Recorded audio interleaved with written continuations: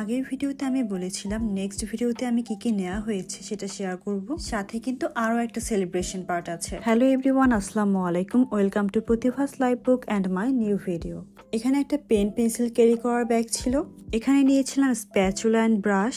এটার কোয়ালিটি খুব একটা ভালো ছিল না, কিন্তু আপাতত ইউজ করার জন্য দরকার ছিল তাই নিতে হয়েছে। এখানে একটা ফয়েল বেলুন নিয়েছিলাম, রেড কালার রিবন নিয়েছিলাম, স্পার্কিং ক্যান্ডেল, আর নিয়েছিলাম হ্যাপি বার্থডে হ্যাঙ্গিং কার্ড। গিফটের জন্য আরো একটি ব্যাগ নিয়েছিলাম। এই ব্যাগটা আমার কাছে ভালো লেগেছিল, যার কারণে আমি দুইটা সেম ব্যাগ খুঁজছিলাম, বাট সেম পাইনি, তাই আলাদা আলাদা নিতে হয়েছে।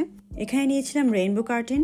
নর্মাল কার্টেনগুলো খুব তাড়াতাড়ি ছিঁড়ে যায়, কিন্তু এই কার্টেনটা অনেক বেশি মজবুত ছিল, ডেকোরেটের পর অনেক সুন্দরও লাগছিল। আর নিয়েছিলাম বেলুন। গিফট আইটেমগুলো আমি আলাদা করে রেখে দিয়েছিলাম, কারণ সাথে আরো কিছু জিনিস অ্যাড করব। আমার কাজিনের বার্থডে ছিল আরো কিছুদিন পরে, আর এই তো আমার ভাইয়ের বার্থডের দিন আমি টুকটাক ডেকোরেট করছিলাম। অনেক বেশি টায়ার্ড ছিলাম ওই দিন, ওদিকে আম্মুকেও হেল্প করতে হচ্ছিল, নিজের কাজগুলোও করতে হচ্ছিল। আমাকে দেখেই হয়তো বা বোঝা যাচ্ছে, কিন্তু তারপরও মনের মধ্যে অনেক বেশি আনন্দ নিয়ে আমি কাজ করছিলাম, কারণ কাউকে সারপ্রাইজ দেওয়ার মজাটাই আলাদা আর অনেক বেশি আনন্দের।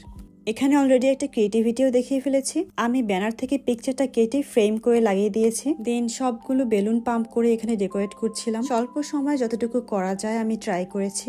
আর এই ছিল আমার টুকটাক ডেকোরেটের পরের ফাইনাল লুক। ডেকোরেশনের কাজ শেষ করে আমি আম্মুকে হেল্প করতে চলে গেলাম। আম্মু ভাইয়ের পছন্দের খাবারগুলোই রান্না করছিল ওই দিন।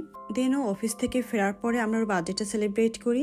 এই ছিল আমাদের ছোট্ট পরিসরে আমার ভাইয়ের জন্মদিন উদযাপন। আমার ভিডিও ভালো লেগে থাকলে লাইক অ্যান্ড ফলো করতে ভুলবেন না যেন। কেক আমরা ওই দিন দুপুরে এনে রেখেছিলাম, আর এই তো এখন কেক কাটা পর্ব চলছে।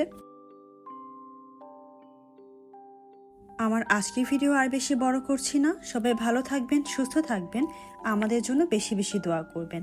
আল্লাহ হাফেজ।